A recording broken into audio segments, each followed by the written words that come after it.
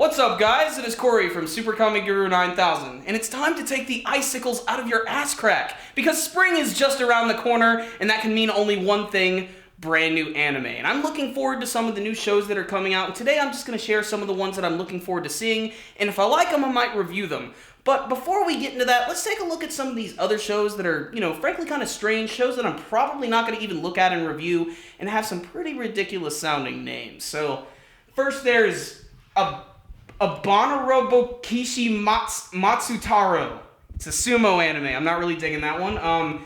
There's Akuma no Riddle. That one's easy to say. There's There's Ateye Eska and Loji Tosagare no Sora no Riken Jutsushi. Can you imagine my reviews starting every week with, "Hey guys, it's Corey from Super Comic Guru 9000. Welcome to my review of Ateye Esker and Loji Tosagara no Sora no Renkin Jutsushi." Fuck this shit, let's get to the good shows. So with one of my favorite shows, Kill la Kill, finally reaching the end of its run, I'm really looking forward to see what some of the new shows are going to be coming out that are going to fill its slot, and there are a few that I am looking forward to. One that comes to mind is this one show called Captain Earth. It's not related to Captain Planet in any way, thank God. It involves giant robots. And it's being done by Bones Animation. That's the guys that worked on Full Metal Alchemist and Full Metal Alchemist Brotherhood and Eureka 7, amongst a lot of other shows, including Soul Eater, and we'll get to that in just a second.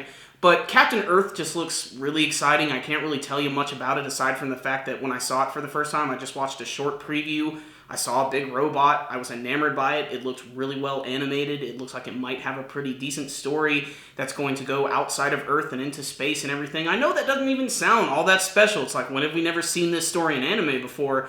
But the fact that it's being done by Bones Animation, I think, makes it worth looking at.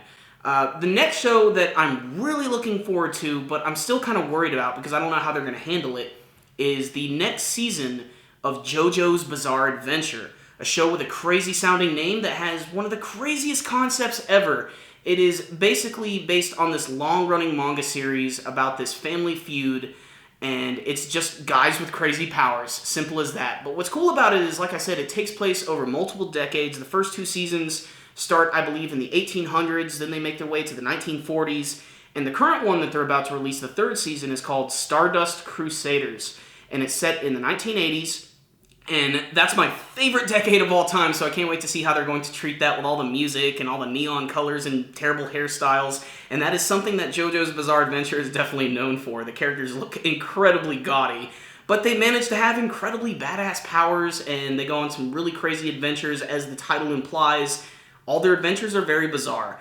And the third season, Stardust Crusaders, is probably the most popular entry in the JoJo's Bizarre Adventure franchise. It's actually spawned a few OVA series that were released in the 80s and in the early 2000s, and those are really popular. If you're a fan of classic 80s fighting anime like Fist of the North Star, you're going to love this show because it pretty much sort of rips off its art style and some of its movesets, especially from the main character. But this one looks like it's going to be really exciting. It has a completely different art style from the last season, and that's something that makes the JoJo series really interesting, is because first season has a weird art style, second season has a weird art style, third one's going to have a different one. So, good stuff, can't wait to see it. The final show that I'm definitely looking forward to is the next big installment of Soul Eater. And I'm not really sure what to take from this one quite yet, because from what I've been told, it's a spin-off of Soul Eater. Now, Soul Eater is a manga series, it spawned an anime series which went off in its own direction, and this series is called Soul Eater Not. I don't know if that's a subtle Wayne's World joke or not. The point is, it's looking like it's going for a more comedic direction from at least the preview that I've seen. The main three characters are brand new. They're earlier students, they're first year students, and they're all girls, they're all female, and they all just look so cute and bubbly. And that's not to say that the characters in Soul Eater don't look that way sometimes, but it just looks completely different from some of the stuff that I've seen from Soul Eater before. And that's really interesting because Soul Eater can go to some surprisingly dark places. But I want to see where it's going to go. I might watch it, I might review it if it ends up being, kind of like the traditional Soul Eater stuff, but no promises on that one. But there are a multitude of other anime series coming out this year. In fact, anime is finally going to be tackling the Avengers, Earth's Mightiest Heroes. That means you're going to see Iron Man, Hulk, Thor, Captain America is being done by a Japanese anime studio. Isn't that awesome? And I hate to admit it, but their design of Captain America in this new show actually looks really cool.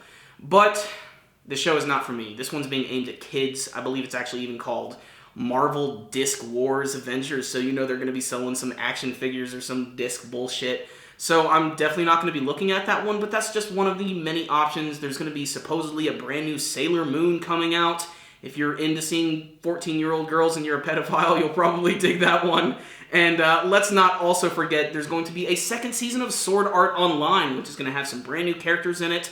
The first preview I saw from it looked like it's going to have a sniper girl. And that ends my preview of some of the shows that I want to see in the 2014 anime spring season. But if you guys have any suggestions, I would love to hear them, and you can let me know with your comments below. And if you guys want me to look at a specific show or review it, make sure and thumb up each of the names of the videos you leave comments on, and whoever gets the most thumbs up, that's a show I'll probably take a look at. But remember again, guys, no promises on any of this stuff. I might review all of it, I might review none of it. All I know is I'm very excited to see what the future holds, because there might be another surprise in here. There might be another Attack on Titan or Kill La Kill, and we don't even know it yet. And quickly, guys, before you leave, make sure to hit that like button so you can give this video a thumbs up. It is one of the easiest ways to support our videos. And remember, you can subscribe to our channel so you can see all of our latest content. And you can also check us out on Facebook and on Twitter. I will put links to both of those in the description box below. So I will see you next time, guys. Super Kami Guru 9000, out.